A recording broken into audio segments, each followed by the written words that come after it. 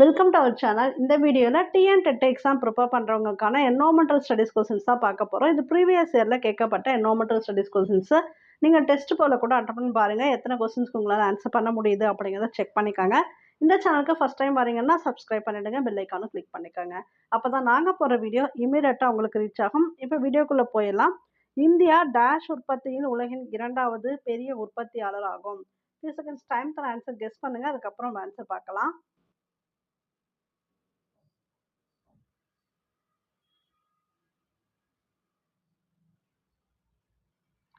So இந்த கொஸ்டினுக்கு final கீழே 2 ஆன்சர் கொடுத்துருக்காங்க. தேயிலையும் கொடுத்துருக்காங்க, கரும்பும் கொடுத்துருக்காங்க. செக் பண்ணிக்கோங்க. ஸோ இந்தியாவை பொறுத்த வரைக்கும் 2வது பெரிய உற்பத்தியாளர்கள் எதுன்னு பார்த்தீங்கன்னா தேயிலையும் சரி, கரும்புலையும் சரி.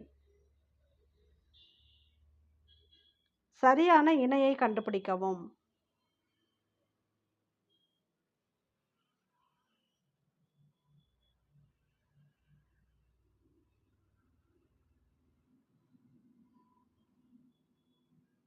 இதில் B and D correct. B என்னன்னு பார்த்தீங்கன்னா பொன்னம், கேரளாவில் இருக்கக்கூடியது.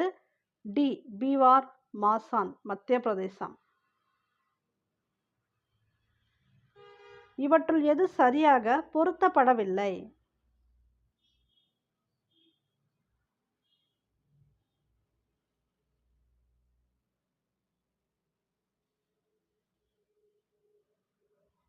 சரியாக பொருத்தப்படாது இதுதான். தாழ் ஓதங்கள் சந்திரனின் 2 மற்றும் 3ஆம் காலப்பகுதியில் கொடுத்துருக்காங்களே, இது பொருத்தப்படாது. ஸோ அப்போ பொருத்தப்படக்கூடியது எதுன்னு பார்த்துக்கோங்க. இதுவே அடுத்த கேள்வியாக கூட உங்களுக்கு வரலாம் எக்ஸாமில். உயர் ஓதங்கள் ஸ்ப்ரிங் டைடு அமாவாசை மற்றும் முழு நிலவு தினங்களில் கிடைக்கும். இந்த உயர் ஓதங்கள் அந்த அலை பார்த்தீங்கன்னா அதிகமாக அமாவாசையிலலாம் அடிக்கும் அப்படின்னு சொல்லுவாங்க. அது அமாவாசை பௌர்ணமி டேஸில் கடலுக்கு போனாலே அலை வந்து அதிகமாக வீசும் அப்படிலாம் சொல்லுவாங்க. அடுத்து டைடல் ஜோன்ஸ் ஓத சக்தி மண்டலம் வந்து சுந்தரவன சதுப்பு பகுதியில் இருக்கு. அலை ஆற்றல் மண்டலம் அந்தமான் மற்றும் நிக்கோபார் தீவுகள்.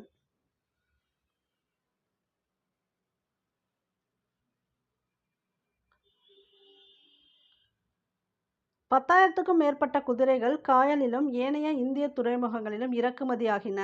அவற்றில் 1400 குதிரைகள் ஜமாலுதீன் பொறுப்பில் இனப்பெருக்கம் செய்து வளர்த்து வந்த குதிரைகளாகும். இந்த கூற்றினை கூறியவர் யார்?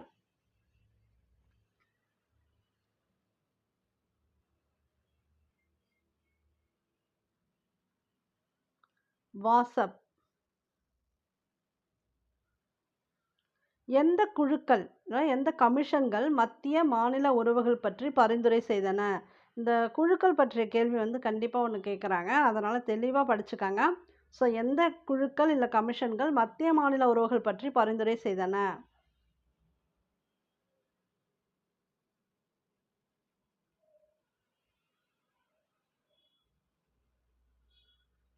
அதாவது சர்க்காரியா குழுவும் ராஜமன்னார் குழுவும்.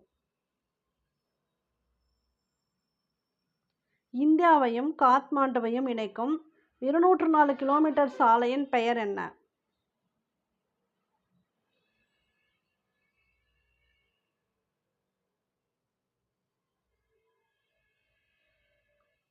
மகேந்திரராஜ் வழித்தடம்.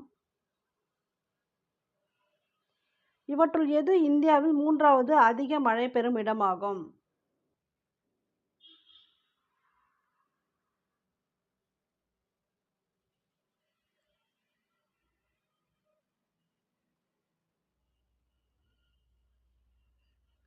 சின்னக்கல்லார். இந்தியாவில் 3வது அதிக மழை பெறும் இடம் சின்னக்கல்லார். தமிழ்நாட்டில் பார்த்தீங்கன்னா ஃபர்ஸ்ட் வரும். 1976ஆம் ஆண்டு அடிப்படை கடமைகள் பற்றி பரிந்துரைகள் அளிக்க அமைக்கப்பட்ட குழு எது?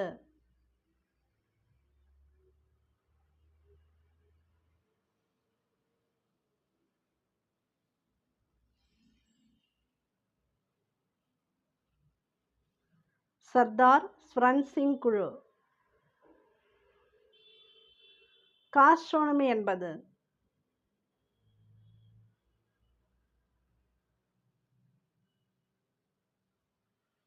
கலாச்சார சுற்றுலா.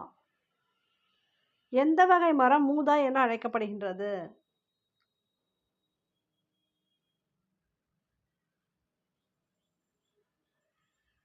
ஓல்டஸ்ட் ட்ரீ ஆலமரம்.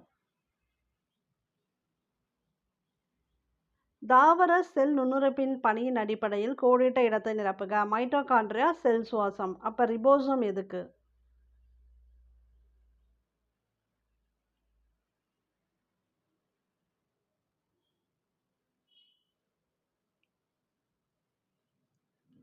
இந்த ரைபோசோமில் தான் பார்த்தீங்கன்னா புரோட்டீன் சிந்தசிஸ் ஆகும், புரத உற்பத்தி.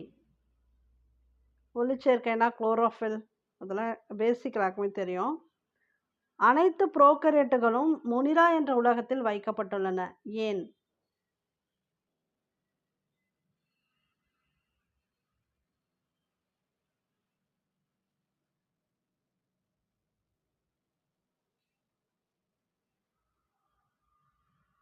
உட்கரு மற்றும் சவ்வினால் சூழப்பட்ட நுண்ணுறுப்புகள் இல்லை.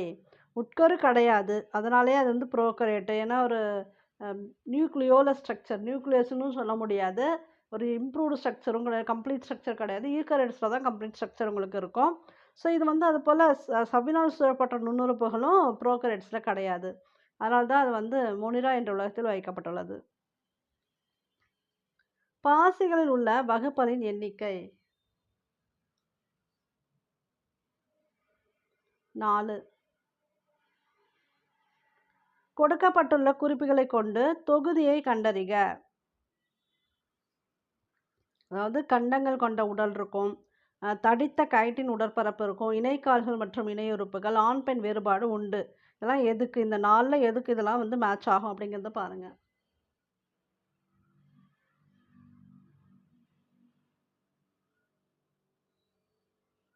ஆர்த்ரோபோடா கண்டங்கள் கொண்ட உடல், தடித்த கைட்டின் உடற்பரப்பு, இணைக்கால்கள் மற்றும் இணையுறுப்புகள், ஆண் பெண் வேறுபாடு உண்டு. ஆர்த்ரோபோடா. ஒரு மகரந்த தாளின் வளமான பகுதி என்ன?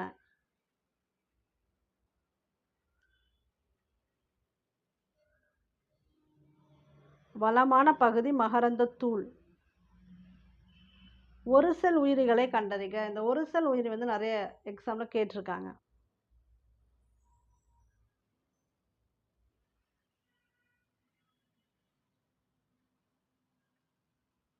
அமீபா, கிளாமிடோமோனாஸ், பாக்டீரியா இதெல்லாமே ஒரு செல் உயிரி.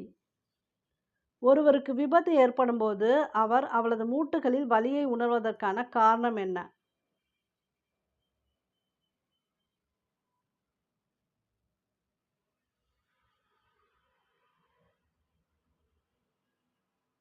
மூட்டுகளில் பார்த்தீங்கன்னா யூரிக் அமில படிகங்கள் படிவதனால தான் அவங்களுக்கு வந்து அந்த வலி ஏற்படுது மூட்டுகளில். அப்படியே அதை மேட்ச் பண்ணுங்க.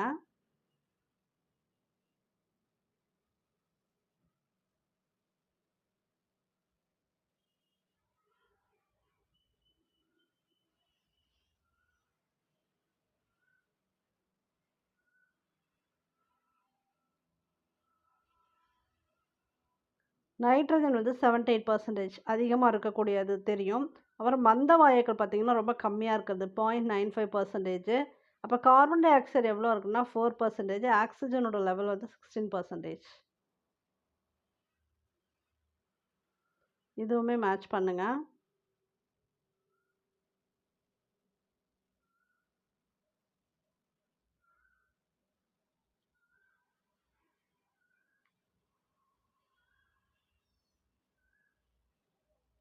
நைட்ரஜன் நிலைநிறுத்தம், ரைசோபியம்.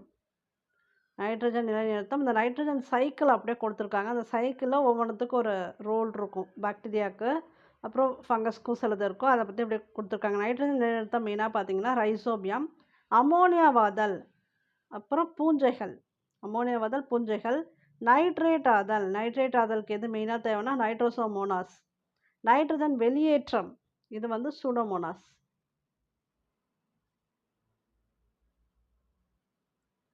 வளரிளம் பருவத்தில் முகத்தில் பருக்கள் தோன்ற காரணம் என்ன?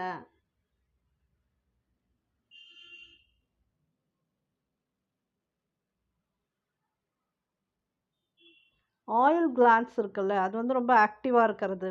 எண்ணெய் சுரப்பிகளின் செயல்பாடு அதிகரிப்பதால்.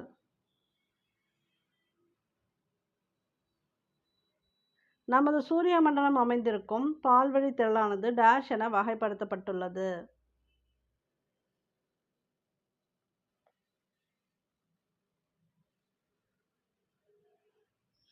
கோடிட்ட சுருள் விண்மீன் திரள்.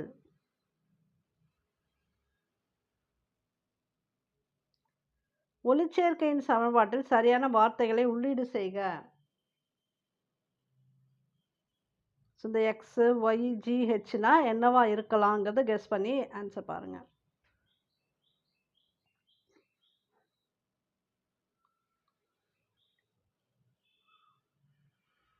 இதில் வந்து எக்ஸுங்கிறது கார்பன் டை ஆக்சைடு, அப்போ CO2 ப்ளஸ் ஒய் அப்படிங்கிறது வாட்டர் H2O.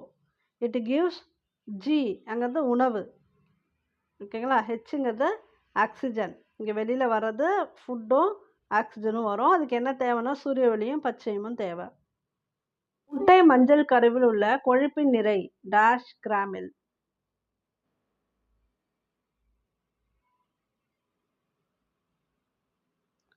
எவ்வளோ இருக்குன்னா 35 கிராம்ஸ் இருக்கும். முட்டை மஞ்சள் கருவில் இருக்கக்கூடிய கொழுப்பு வந்து எவ்வளோ இருக்குன்னா 35 கிராம்.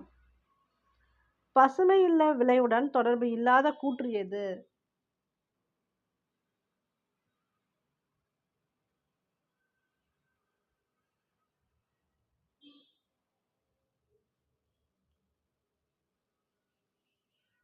அமிலமழை.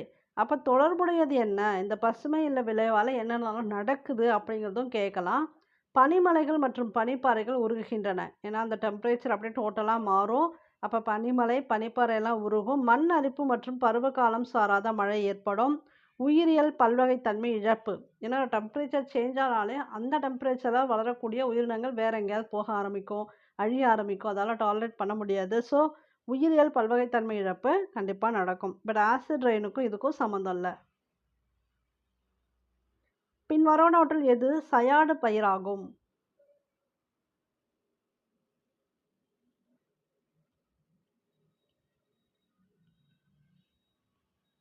வெள்ளரி. அலுமினியம் ஹைட்ராக்சைடின் பயன்?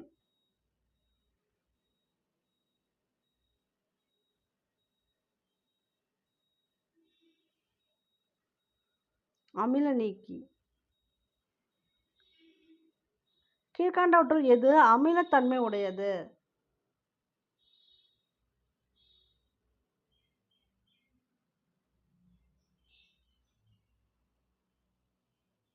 ஃபினாப்தலின். இதெல்லாமே காரத்தன்மை. Methyl orange, ammonia, ammonium hydroxide எல்லாம் காரத்தன்மை உடையது.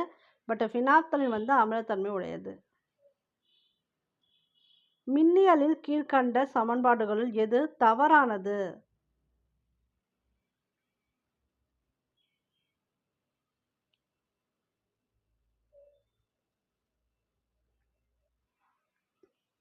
தவறானது இதுதான். கீழ்கண்டவற்றில் எது பற்பசையில் பயன்படுத்தப்படும் சேர்மம்?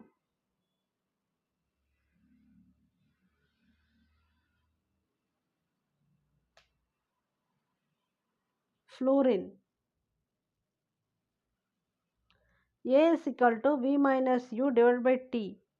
If V is greater than U எனில்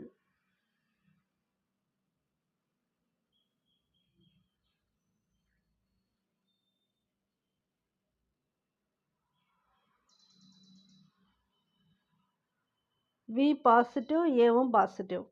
ஓகே, இந்த 30 கொஸ்டின்ஸ்க்கு நீங்கள் எவ்வளோ கரெக்டாக ஆன்சர் பண்ணியிருக்கீங்க அப்படிங்கிறத பாருங்கள், கமெண்ட் பாக்ஸில் கொடுங்க. இந்த சேனலுக்கு ஃபஸ்ட் டைம் வரீங்கன்னா சப்ஸ்கிரைப் பண்ணுங்கள், பெல் ஐக்கானும் கிளிக் பண்ணிக்கோங்க. அப்போ தான் நாங்கள் போகிற வீடியோ இமீடியட்டாக உங்களுக்கு ரீச் ஆகும். தேங்க்யூ ஃபார் வாட்சிங்.